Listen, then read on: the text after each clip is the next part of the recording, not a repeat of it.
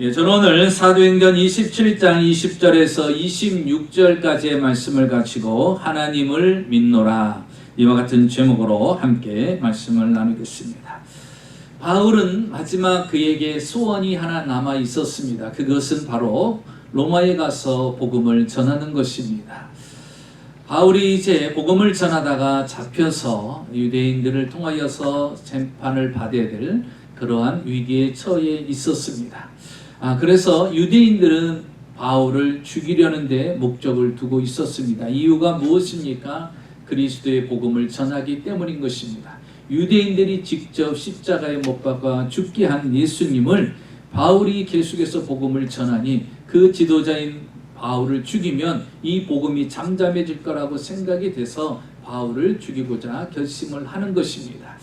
그럼에도 불구하고 바울은 유대인들의 손에 죽지 않게 됩니다. 이유는 무엇이냐면 바로 바울이 로마 황제에게 내가 재판을 받겠다라고 상소를 올린 것입니다.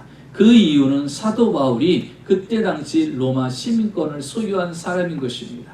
그때 당시의 법으로는요, 로마 시민이 황제에게 상소를 하게 되면 이 황제가 직접 재판하는 판례가 있었던 것입니다.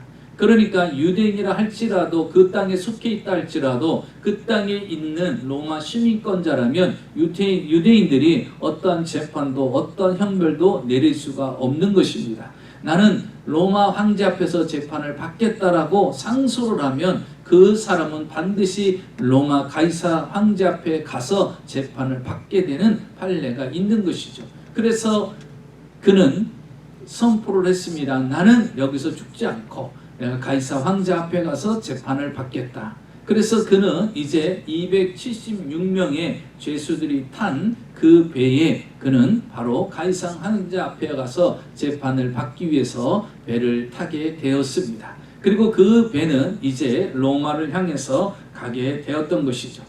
이 배는 이제 지중해 연안을 이제 통과하면서 로마를 향해서 가게 됩니다. 그런데 이 지중해 연안은요, 겨울로 접어들면서 일기가 불안해지기 시작합니다. 그래서 이 지중해 연안은 특성이 있습니다.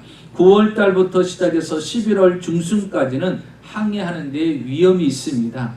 그렇기 때문에 많은 어떤 경험을 많이 쌓은 그런 사람이라도 선조라 할지라도 그곳을 지나갈 때는 될 수 있으면 그 위험한 시기 때는 항해를 하지 않습니다.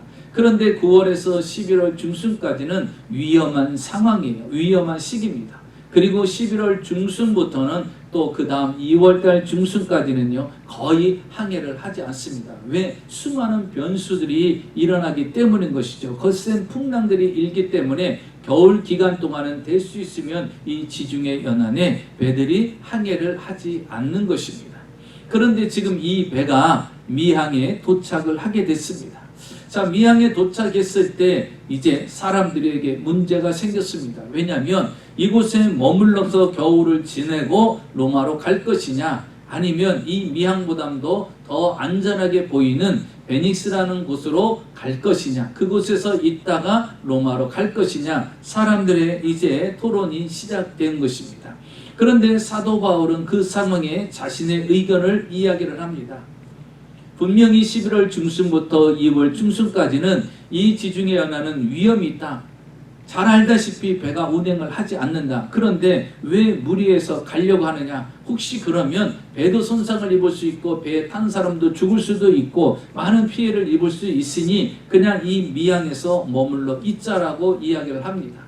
그런데 오늘 성경에 보면 선장과 선주는 어떤 사람입니까? 이미 이 지중해 연안에 대해서 많은 경험을 갖고 있는 사람이에요. 그래서 그 사람들이 이야기합니다. 아니다. 지금 상황으로는 충분히 갈 수 있고, 그리고 겨울을 지내기는 이 미항이 적합하지 않다. 더 큰 항구인 베닉스로 가는 것이 더 낫다라고 이야기를 합니다. 그때 당시 270명의 죄수를 이끌고 로마로 가는 총책임을 맡은 백부장이 누구의 말을 듣겠어요?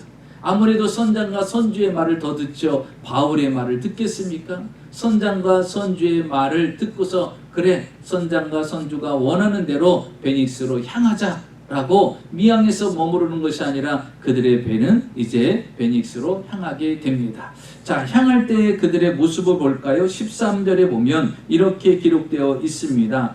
남풍이 순하게 불매 그들이 뜻을 이룬 줄을 알고 닷을 감아 그레데 패변을 끼고 항해하더니. 남풍이 순하게 불었다 그랬어요. 그러니까 눈으로 보니까 그렇게 대단한 바람이 불지 않는 거예요. 순한 남풍이 부는 것입니다. 그러면 이 정도면 항해를 할 수 있겠구나 이렇게 판단한 거예요. 그래서 닷을 올려라, 가자, 우리가 베닉스로 가자라고 이렇게 이야기를 하고 그들이 출항을 하기 시작한 것입니다. 여러분, 우리가 살면서 꼭 기억해야 될 것이 뭐냐면 보이는 것이 다가 아니라는 것입니다. 여러분, 이 보이지 않는 곳에서 역사하는 것들이 있어요. 지금 당장 눈에는요 그냥 순풍인 것 같아요. 별 문제가 없는 것 같아요. 그런데 나중에 이들에게 부딪히는 게 무엇입니까? 그 뒤에 배를 타고 조금 항해하다 보니까요 갑자기 유라굴로라는 큰 광풍이 불기 시작하는 거예요. 불기 시작합니다. 자, 그러면서 그들은 당황하기 시작하죠. 왜? 출발할 때는 아주 순풍으로 순풍스럽게 그냥 출발을 했어요. 그래서 자신들의 생각과 자신들의 판단이 맞았다라고 그렇게 생각하며 베닉스에 가서 즐겁게 겨울을 보낼 것을 꿈꿨을 것입니다. 그런데 갑자기 항해를 시작하는데 유라굴로라는 큰 광풍이 불어나기 시작합니다. 그 광풍이 얼마나 강한지 여기 성경에 보니까 14일 동안 광풍이 일어나기 시작합니다. 그러면서 그들은 아주 생명의 위협까지 느끼는 고통을 겪기를 시작합니다. 여러분, 광풍을 안 만날 수도 있는데 왜 그들은 광풍을 만나서 이렇게 죽음의 위경에까지 처하는 상황이 되었을까요? 오늘 성경 본문을 통해서 우리에게는 많은 것들을 교훈해 주고 있습니다. 그들이 만나지 않을 수도 될 수 있는 건데, 어떻게 보면 바울은요 자신의 잘못은 아무것도 없어요. 분명히 바울은 지금 가면 안 된다라고 정확하게 이야기했지만 그 모든 사람들의 말에 그 말은 묵살당했어요. 결국 바울의 말을 무시하고 떠났던 그들은 거센 풍랑을 만나게 되고 위기에 처하는 상황까지 처하게 됐습니다. 왜 생각지 않았던 풍랑, 큰 광풍을 만났을까요? 거기에는 이유가 몇 가지가 있는 것을 볼 수가 있습니다. 첫째로 우리는 본문을 통해서 생각해야 될 것은 왜 이들이 이런 큰 풍랑을 만났냐는 것이죠. 그 첫째는 바로 인간적인 편리함을 선택한 결과이기 때문이라는 것입니다. 인간적인 편리함을 선택했기 때문인 것입니다. 여러분, 오늘 본문을 보면 이 배의 이름은 알렉산드리아라는 배입니다. 이 배에는요 276명의 죄수들이 타고 백부장이 통솔하에 이제 로마로 향해서 가고 있습니다. 이스라엘을 시작으로 해서 로마로 향해서 그 지중해 연안을 가고 있는 그런 상황입니다. 자, 그런데요 이 배는 결국 로마까지 가게 되는데 그 과정 속에 미양이라는 도시에 도착을 하게 됩니다. 이 미양은 어떤 곳이냐? 시골이에요. 시골과 같은 동네, 작은 도시입니다. 그 작은 도시인데 문제는 겨울이 시작됐다라는 거예요. 겨울이 시작되면요 지중해는 배를 운행을 거의 하지 않습니다. 위험하기 때문에. 이렇게 유라굴로 가라는 큰 광풍 같은 일이 어느 때 변수처럼 나타날 수 있기 때문에 될 수 있으면 그 겨울 3개월 동안은요 항해를 하지 않습니다. 그러니까 겨울 문턱에 들어섰으니까 미양에서 이제 사람들이 토론을 하기 시작합니다. 자, 겨울이 시작됐고 분명히 알고 있습니다. 이 지중해는 이 시대 때 가면 안 된다는 걸 알고 있어요. 자, 그런데 문제는 어디서 겨울을 보내고 로마로 갈 것이냐는 거예요. 그런데 미양은요 시골이에요. 작은 도시예요. 3개월을 보내기는 너무나 지루한 곳입니다. 재밌는 것이 아무것도 없어요. 그런데 거기서 배를 타고 좀 옮기면 베닉스라는 곳이 있습니다. 그런데 그 베닉스라는 곳은 어떤 곳이냐? 오늘날로 이야기하면요 거기는 술집도 많고 호텔도 많고 카지노도 많고 유흥을 어떤 유흥을 즐길 수 있는 그 모든 것들이 다 있는 곳이에요. 그러니까 여러분 같으면 어느 곳을 선택하겠어요? 3개월 동안 있어야 되는데 시골 동네에서 가만히 무나 캐먹고 고구마나 캐먹고 그리고 3개월을 보내겠습니까? 아니면 호텔도 있고 안에 수영장도 있고 카지노도 있고 가면 막 볼 거 들을 거 많은 그곳에서 가서 3개월을 있다 가겠어요? 다 베닉스를 원할 겁니다. 그래서 이제 그들이 모여가지고 어느 곳에 있는 게 좋겠느냐? 그러니까 선장과 선조부터 시작해서 베닉스로 가야 된다. 여기서 미양에서 3개월을 지내려면 너무나도 불편하니 안 된다라고 결론이 내립니다. 바울은 반대를 했죠. 결국 그 통솔자, 이 배의 통솔자인 백부장은 결국 선장과 선주의 말을 듣게 됩니다. 여러분, 왜 그들이 베닉스를 선택했습니까? 이유는 뭐예요? 간단합니다. 편하기 위해서요. 겨울을 편하게 지내기 위해서입니다. 여러분, 편하게 지내기 위해서 목숨까지 겁니까? 편한 거를 선택하기 위해서 생명까지 겁니까? 여러분, 오늘 성경 본문을 볼까요? 12절입니다. 12절에 보니까 성경은 이렇게 말합니다. 그 항구가 겨울을 지내기에 뭐예요? 불편함으로. 거기서 떠나 아무쪼록 베닉스에 가서 겨울을 지내자 하는 자가 더 많으니. 베닉스로 가자는 거예요. 왜? 여기는 불편하다는 거예요. 여러분, 오늘날 시대를 살아가는 사람들이요, 이 조금의 불편함을 견디지 못해요.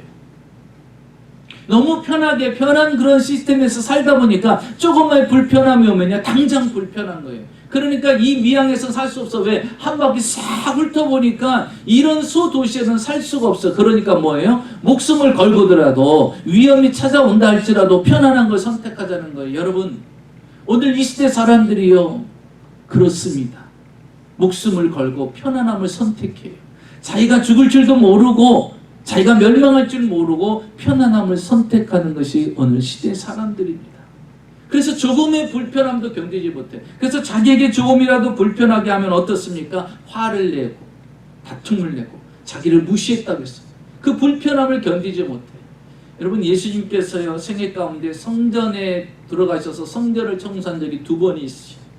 그러면서 그 성전에 들어가셔서 하신 말씀이 무엇이냐면요, 하나님의 성전을 어떻게 강도의 소굴로 만들 수 있느냐, 하나님의 성전을 어디 시장터로 만들어 놓을 수 있느냐, 이렇게 책망하시면서 그 성전 안에 있던 모든 책상이니 뭐니 다 엎어버리는 그러한 것이 성경에 나와 있지 않습니까? 여러분, 왜 성전이 강도의 소굴로 바뀌었습니까? 성전이 왜 시장터로 바뀌었습니까? 그 이유는요, 바로 편리함을 쫓았기 때문인 겁니다. 예수님께서 십자가에 못 박혀 돌아가시기 전이기 때문에 이스라엘 백성들은 성전에서 제사를 지냅니다. 그러면 제사를 지내기 위해서 사람들은 어떻게 해요? 하나님께서 주신 그 첫 것과 아니면 하나님께 제사 드리기 위한 양이라든지 소라든지 그런 짐승들을 잘 기르고 잘 가꿨다가 하나님 앞에 제사 드릴 때 되면 그 짐승, 양을 이끌고 성전으로 와야 돼요. 여러분, 생각해 보세요. 가까운 거리에 있는 사람들은 좀 괜찮지만 멀리 있는 사람들은요, 그 짐승들을 가지고 오려면 얼마나 불편하겠어요. 얼마나 불편하겠습니까? 그러니까요, 성전에 뭐가 생겼느냐? 짐승을 파는 코너가 생긴 거예요. 각자 부스를 만들어 놓고서요, 거기서 짐승을 파는 거예요. 그러니까 집에서 짐승을 열심히 기를 필요도 없고, 그것을 잘 흠도 점도 없는 짐승으로 만들어 갖고서 하나님 앞에 끌고 오는 것까지 얼마나 불편하겠어요. 간단합니다. 그냥 주머니에 캐시만 넣어 갖고 오면 돼요. 그리고 와갖고서 보면 아주 좋은 짐승 양이 있는 거예요. 기름진 게 있는 거예요. 그럼 그거 한철 주고 사면 되는 거예요. 그리고 그거 가져다가 하나님 앞에 제사 드리면 돼요. 얼마나 심플합니까? 예? 얼마나 편해요. 캐시만 가지고 오면 끝. 그러니까 놓으면서 이건 하나님 앞에 드릴 제물이고 하나님 앞에 드릴 제단에 번제단에 올릴 그런 제물이다, 이렇게 기대하면서 그 짐승을 보면서 그냥 정성을 다해서 가꾸고 이것을 하나님 앞에 드리는 그런 경건한 마음, 그런 마음의 자세들이 아무것도 없어져 버리는 거예요. 그냥 돈으로 다 해결되는 거예요. 그리고 외국에서 다른 나라에서 사는 유대인들이 있습니다. 그래서 그들은 1년에 3번씩 이 제단을 찾아와요. 그런데 다른 나라에 살고 있으니까요, 돈이 틀리잖아요. 그러니까 또 성전 안에는 또 부스들이 있습니다. 환전하는 부스가 있어요. 그래서 그곳에 가서요, 자기네 나라 돈을 가지고 와서 거기서 환전을 합니다. 그런데 그 부스를 누가 다 관리하느냐? 제사장들이 관리해요. 제사장들은 뭐 하는 사람들이에요? 하나님의 제사를 인도하는 사람들이잖아요. 그런데 부스를 다 만들어 놓고 뭐예요? 렌트를 주는 거예요. 그래서 그들에게 렌트를 받아요. 그리고 거기서 또 환전을 합니다. 거기서 이익을 추구를 합니다. 그러니까요, 제사장들이 제사에 관심이 있어요. 어디에 관심이 있어요? 돈 버는 데 관심이 있죠. 그러니까 성전이 뭐야? 비즈니스터예요. 그러니까 성전의 모양은 없고요. 다 부스들만 가득 차 있는 거예요. 짐승들만 가득 차 있는 거예요. 그러니 여기에 성전이 뭐예요? 시장터죠.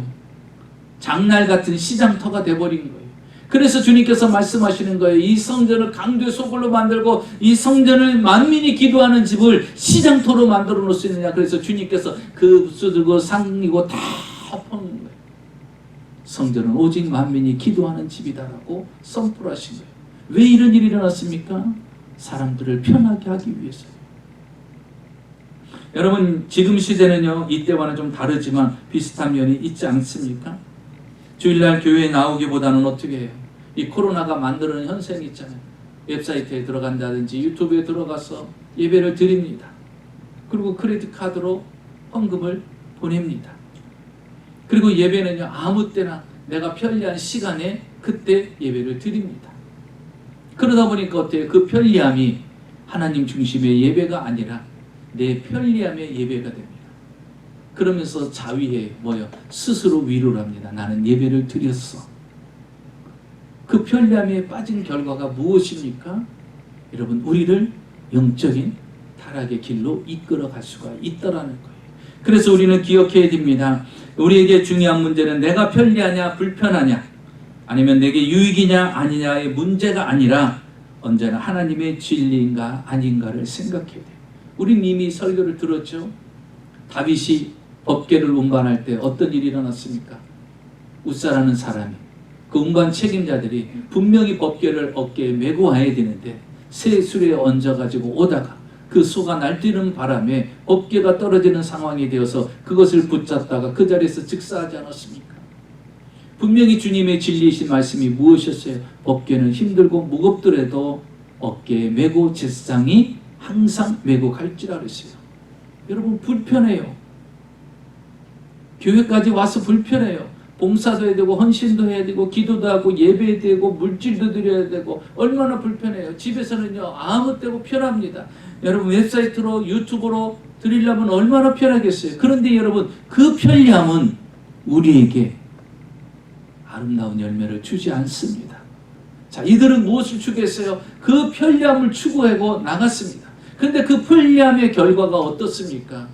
유라굴로라는 큰 광풍을 만나게 된 것입니다. 여러분, 편리한 신앙을 쫓으면 우리는 큰 광풍을 만날 수가 있다라는 거예요. 두 번째로 우리에게 교훈을 주는 것은 인간의 경험을 다 의지한, 인간의 경험을 더 의지한 결과라는 사실입니다. 왜 이런 큰 풍랑을 만났습니까? 인간의 경험을 더 의지했기 때문인 것이에요. 여러분 보세요. 오늘 여기에 등장하는 선장과 선주는 누굽니까? 선장은요, 이 지중해 배에 대해서, 이 연안에 대해서 너무나 잘 알고 있어요. 이미 오랜 시간을요, 이 배를 타고 왔다 갔다 하는 사람이에요. 선주는 누굽니까? 이 배의 주인이 아닙니까? 이 사람들은요, 이 지중해 연안에 대해서, 이 배에 대해서 너무나 잘 알고 있습니다. 그런데 여러분, 성경을 볼까요? 10절에 보니까 사도 바울이 이렇게 얘기합니다. 여러분이요, 내가 보니 이번 항해가 화물과 배만 아니라 우리의 생명에도 타격과 많은 손해를 끼칠 것입니다. 이렇게 이야기를 합니다. 그런데 11절에 보면 백부장이 선장과 선주의 말을 바울의 말보다 더 듣더라, 이렇게 이야기합니다. 왜요? 바울보다 선장과 선주가 경험이 많기 때문인 것이에요. 백부장은 바울의 말은 무시하고 선장과 선주의 말을 듣습니다. 왜 그렇습니까? 그가 이미 경험이 많기 때문에, 이 지중해 연안에 대해서 너무나 잘 알고 있기 때문인 것입니다. 그런데 여러분 기억하십시오. 경험이 다가 아니라는 거예요. 지식이 다가 아니라는 거예요. 경험이 완벽합니까? 지식이 완벽합니까? 완벽하지 않아요. 여러분, 그들은요, 자신들의 경험을 믿고 베닉스로 가자고 그랬어요. 그런데 그 경험 뒤에 있는 것이 있어요. 그게 뭐냐? 유라굴로라는 광풍까지는 그들이 알 수 없다라는 거예요. 그건 경험에서 알 수 있는 게 아니에요. 왜? 갑작스럽게 생기는 일이에요. 우리는 지금 이걸 겪고 있잖아요. 여러분, 지금까지 여러분이 이 땅에 태어나는 순간부터 지금까지 살아오시면서 이런 코로나 같은 상황을 겪어보셨습니까? 처음이잖아요. 내가 지금까지 살아온 그 모든 경험 가운데서도 어떤 일을 지금 겪고 있어요. 전 세계 사람들이. 그런데 여러분 그 경험만을 믿겠습니까? 그 살아온 지식만을 믿겠어요? 이 선장과 선주는요, 그 지식과 그 경험만을 믿는 거예요. 자, 결과가 어떻습니까? 18절을 볼까요? 우리가 풍랑으로 심히 애쓰다가 이튿날 사공들이 짐을 바다에 풀어버리고 사흘째 되는 날은 배의 기구를 그들의 손으로 내어버리니라. 자, 이 풍랑으로 인해서 심히 애씁니다. 이젠 경험도 소용없어요. 이 풍랑이 얼마나 센지요, 아무리 힘써도 그것을 해결할 수 있는 방법이 없어요. 그리고 뭐라고 합니까? 이튿날 사공들이 짐을 바다에 다 던집니다. 로마에 가서 쓸 거, 또 저 베닉스에 가서 그 3개월을 멋지게 보낼 그 모든 것들을 다 가지고 있었어요. 그런데 이제 어떻게 풍랑이 일어나니까 그래도 필요한, 배에 필요한 모든 것들을 실었는데, 자신들에게 필요한 모든 짐보따리가 있는데 그것을 다 바다에 집어 던지는 거예요. 다 버릴 수밖에 없어요. 왜? 배를 가볍게, 최대한으로 가볍게 해야만이 그 배 안에 물이 들어오지 않지요. 그러니까 계속해서 다 버리기 시작합니다. 여러분, 경험만 믿고 살면요, 우리는 손해밖에 없습니다. 버리는 일만 생기게 되는 거예요. 보세요. 그들은 모든 것들을 다 버리기 시작하지 않습니까? 그래서 우리는 기억해야 됩니다. 경험은요, 한계가 있는 거예요. 경험은요, 매우 제한적이고 매우 부분적이라는 사실. 그러니까 경험만을 믿고서는 살 수가 없는 겁니다. 우리는 한 우화를 통해서 그걸 더 알 수 있는 것은요, 어느 날 메뚜기하고 하루살이가 만났습니다. 그리고 하루살이와 메뚜기는요, 너무나도 재밌게 하루를 잘 놀았어요. 그리고 이제 저녁이 되니까 메뚜기가 하루살이한테 말합니다. 야, 오늘 너랑 참 잘 놀았다. 우리 내일 다시 만나자 하고 메뚜기가 헤어집니다. 그런데 하루살이는 기가 막힌 거예요. 왜? 내일이 뭔지 몰라. 왜냐하면 그는 하루살이라 하루밖에 안 살아요. 그러니까 내일이 있는지도 모르는 거예요. 오늘 살다가 오늘 죽는 게 하루살인데, 그런데 메뚜기가 떠나면서 하는 말이 내일 만나자는 거예요. 내일을 한 번도 살아보지 않았기 때문에 모르는 거예요. 그런데 메뚜기하고요, 개구리하고 또 만났어요. 메뚜기하고 개구리가 만나가지고 아주 잘 재밌게 놀았어요. 그러다가 시간이 지나면서 겨울을 맞이하게 됩니다. 초겨울을 맞이하게 되니까 이제 월동을 준비해야 되잖아요. 그러니까 개구리가요, 메뚜기한테 말합니다. 야, 이제 겨울이 다가오고 날이 추워지니까 이제 우리는 헤어져야 되겠다. 나는 월동을 준비해야 되니까 메뚜기가 참 재밌게 잘 놀았다. 우리 내년에 보자. 이러고서 개구리가 헤어진 거예요. 메뚜기도 기가 막힌 거예요. 왜냐하면 메뚜기는 내년을 몰라요. 내년이 몰라요. 왜냐하면 우리 한국에 이런 말 있죠. 메뚜기도 한철이라. 메뚜기는 한철이에요. 그 해만 살다가 끝나는 거예요. 그런데 개구리가 내년에 보자고 하니 자기는 내년을 살아보질 않았는데, 여러분 보세요. 하루살이가 내일을 안 살아봐도 내일은 있잖아요. 그렇죠? 메뚜기가 다음 연도를 살아보지 않았어도 그 다음 해는 분명히 있다라는 사실. 여러분, 내 경험은요, 제한적이에요. 내 경험은 부분적입니다. 여러분, 박사님들을 어떻게 생각하십니까? 대단한 분으로 생각하시나요? 박사님들 대단한 분 아니에요. 박사님들은 그 부분의 박사예요. 철학이면 철학 부분의 박사, 신학이면 신학 부분의 박사, 심리학이면 심리학 박사, 의학이면 의학적인 박사예요. 모든 게 다 박사가 아니라는 거예요. 그 부분에만 박사라는 거예요. 그러니까 어떻게 보면요, 어떤 분이 나타나서 어떤 박사가 강의하는데 그러더라고. 진짜 세상에서 최고 무식한 게 박사라는 거예요. 나도 박사지만 진짜 무식한 사람들은 박사입니다. 왜 그런 줄 아십니까? 그 박사들은요, 한 부분만 알기 때문인 겁니다. 오히려 여러 분야로 알고 있는 사람. 그래서 가장 똑똑한 사람은요, 저 LA에 가면요, 윌셔하고 칠가 있는 맥도널드에 가면 한국 분들이 엄청나게 많으세요. 근데 거기 계신 분들은요, 정치, 사회, 경제, 문화, 연애, 그 모든 것들을 다 꿰뚫고 있어요. 앞으로 미래에 대한 전망까지도 다 알고 있어요. 국회에 가실 분들이 다 거기 앉아 계세요. 얼마나 잠깐만 앉아서 그 햄버거 먹느라고 잠깐만 앉아 있어도요, 막 귀에 다 들려. 얼마나 토론을 강력히 하십니다. 그분들은 너무나 다방면으로 다 알고 있어요. 근데 박사는요, 그 부분에 대해서 연구하고 논문을 써서 학위를 받은 거예요. 그러니까 그 부분만이에요. 그러니까 박사들도 뭐예요? 제한적인 거예요. 한계가 있는 거예요. 그 부분에 관해서는 학술적으로나 어떤 이론적으로나 결과적으로 대단한 것이지 전체가 다 박사는 아니라는 거예요. 그러니까요, 여러분, 지식도 경험도요, 제한적이고 부분적인 거예요. 그런데 여러분, 그것을 믿고 살아갈 수가 있겠습니까? 여러분은 죽음을 경험해 보셨어요? 경험해 보지 않았죠. 그런데 우리는 알아요. 죽음이 있다라는 거. 천국과 지옥을 우리가 경험하지 않았어요. 그러나 천국과 지옥이 분명히 있다라는 걸 우리는 아는 것입니다. 그래서 우리는 작은 경험을 가지고 우리를 제한시켜서는 안 된다는 것입니다. 그래서 우리는 얄팍한 지식, 얄팍한 경험을 가지고 인생을 선택하고 결정하는 자가 되어서는 안 되는 것입니다. 하나님을 믿고 하나님을 의지해서 살아가는 자가 되어야 되고, 하나님에 의해서 선택하고 하나님에 의해서 나가는 자가 되어야 됩니다. 백화점 왕이라는 존 워너베이커라는 사람은 초등학교 2학년이 그의 지식이 다예요. 초등학교 2학년밖에 교육을 받지 못했습니다. 그리고 아버지는 벽돌공이에요. 아주 가난한 집안에서 태어났습니다. 아버지는 14살에 돌아가셨어요. 형제 가족 식구는 7명이다. 그는 14살 때부터 소년 가장이 된 거예요. 아주 불우하고 가난하고 초등학교 2학년까지가 최고의 교육이에요. 그가 가지고 있는 지식은요, 초등학교 2학년까지의 지식이에요. 그걸 가지고 살았어요. 이렇게 불행한 여건과 불행한 지식과 불행한 환경 가운데 있었는데 그가 백화점 왕이 됩니다. 어떻게 그런 일이 있을 수 있을까요? 그는 백화점을요, 계속해서 늘려가면서 백화점 왕이라는 칭송을 받을 때까지도요, 그가 잊지 않고 놓지 않은 것이 있어요. 그는 결단코 절대로 경험을 의지하지 않습니다.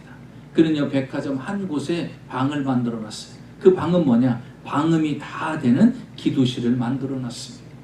그리고서 그는 하루를 출발할 때 그 기도실에 들어갑니다. 그리고 그 하루를 하나님께 맡기며 기도를 합니다. 백화점을 경영하면서 문제가 생길 때마다 그 문제의 서류를 가지고 그 기도실로 들어갑니다. 그리고 하나님께 기도합니다. 그리고 하나님이 사인을 주시는 대로 그는 움직입니다. 그래서 그는 백화점 왕이라는 칭호까지 받게 되었던 것입니다. 여러분, 경험은요, 부분적인 것입니다. 그래서 절대 경험만을 의지하지 않아요. 하나님을 의지하고 살아가니까 그렇게 경영하는 왕이 되더라는 것입니다.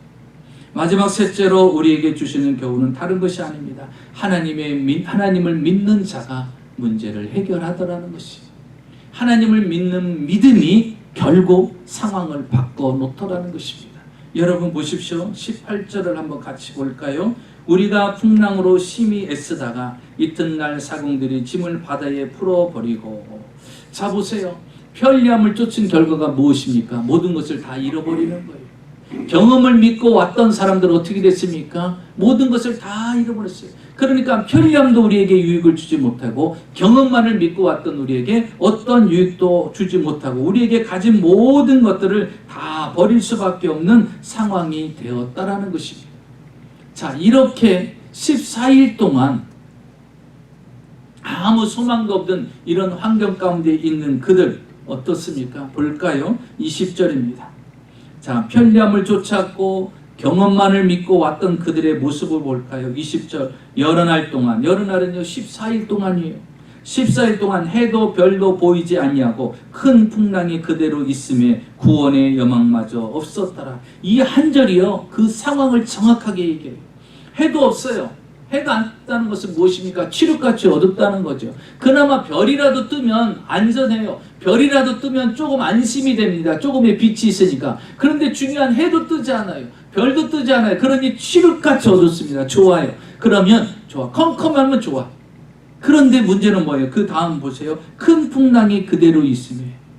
풍랑이 아직도 멈춰지지 않은 거예요. 풍랑은 풍랑대로 일고 아픈 칠흑같이 어두운데 그것도 하루 이틀이 아니라 14일 동안 계속되는 거예요. 그래서 그들이요 모든 것들을 버렸잖아요. 그러니까 더 이상 먹을 식량도 없는 거예요.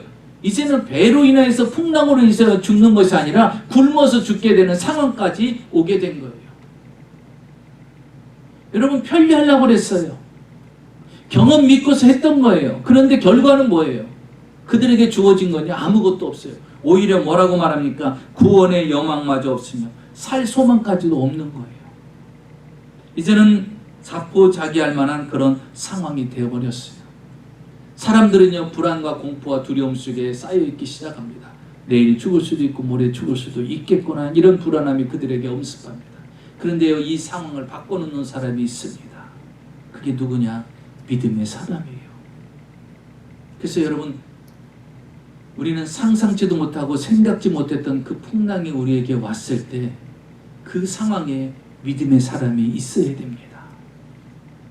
그 믿음의 사람이 있으면요 그 상황을 바꿔놓을 수가 있어요. 자 보십시오. 오늘 한 사람이 갑자기 등장합니다. 바울이라는 사람이에요.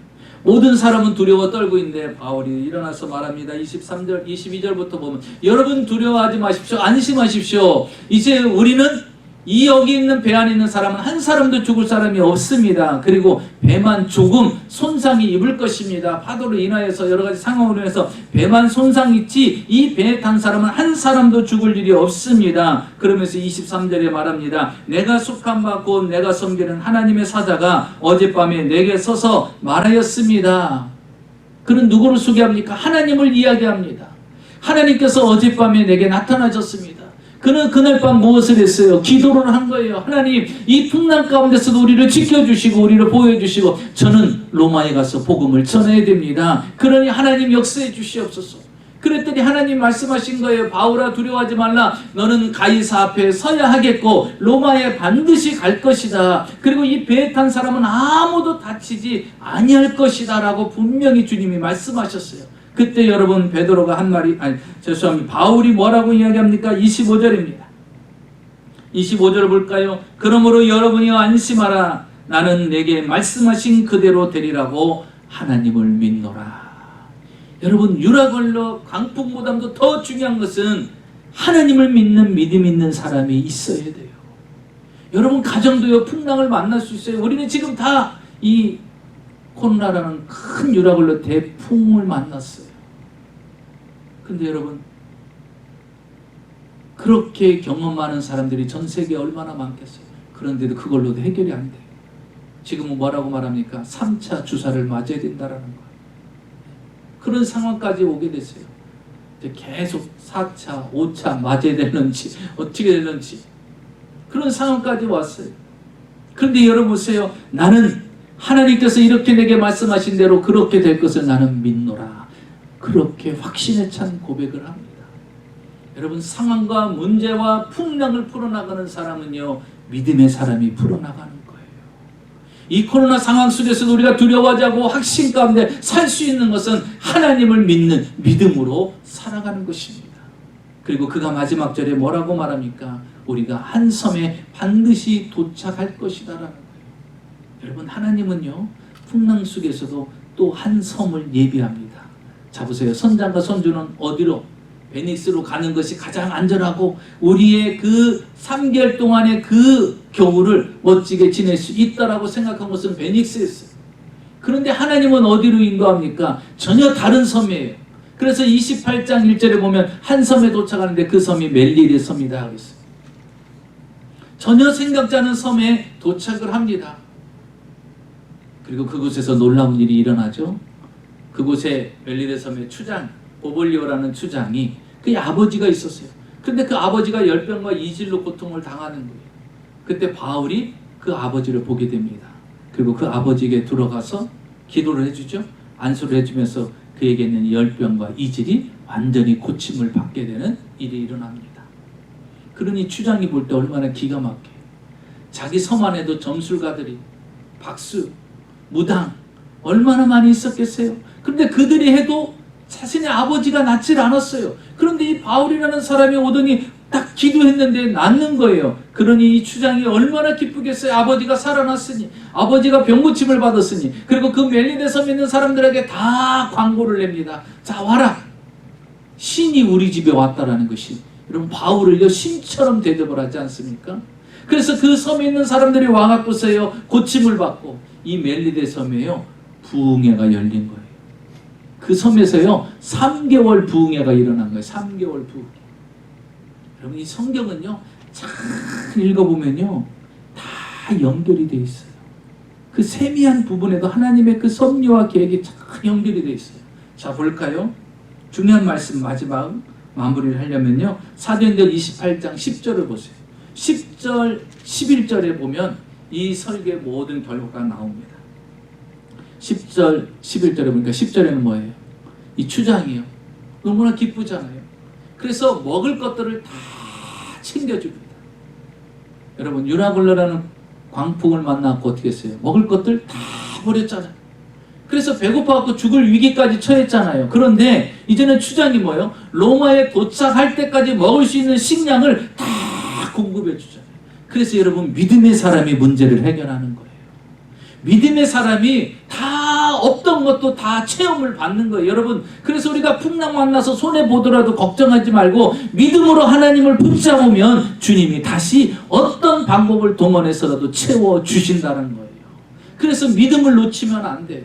자, 보십시오. 11절. 석 달 후에, 결국은 석 달을요, 이곳에서 보내잖아요. 결국 석 달 후에 그 섬에서 겨울을 난 알렉산드리아 배를 타고 떠나니, 얼마나 기가 막히고 얼마나 하나님의 놀라운 섭리입니까? 그 모든 계획은요. 그래서 하나님의 계획은요, 하나님의 역사는 너무나도 세밀하고, 하나님의 역사는 너무나도 섬세하고, 하나님의 역사는 너무나도 자비하고, 하나님의 역사는 너무나 사랑스럽다는 거예요. 그래서 우리는요, 믿음의 고백이 있어야 돼요. 믿음으로 살아가야 돼요. 이 바울이라는 한 사람이 한 배에 탄 사람을 다 살려내잖아요. 그들이 다 잃어버렸던 거, 다 버렸던 그 모든 것들을 한순간에 이곳에서 다 해결하잖아요. 여러분, 지금까지 다 손해보고 지금까지 다 없어지고 지금까지 풍랑을 만나서 다 버렸다 할지라도 다시 하나님 부여잡으면 하나님 그거 다시 채워준다라는 거예요. 여러분, 바울이 보블리오라는 추장을 알고 있었습니까? 아니에요. 처음 만난 거예요. 그러니까 내 능력이 안 되면요, 하나님은 사람을 붙이셔요. 내 힘으로 안 되면 이렇게 사람까지 붙이고요, 어떤 사건이 또 터지게 만들어요. 그 사건을 터져서 또 어떤 일이 만듭니까? 276명을 다 먹일 수 있는 식량까지 공급을 받아요. 앞으로 지금 여기서 로마까지 갈 때 필요한 양식이 얼마나 많겠어요. 근데 그거 어디서 구하겠어요? 선장도 선주도 백부장도 해결할 수 없는 거 바울이 해결하잖아요. 이 시대는요, 믿음의 사람이 승리하는 거예요. 믿음의 사람이 문제를 풀어나가는 거예요.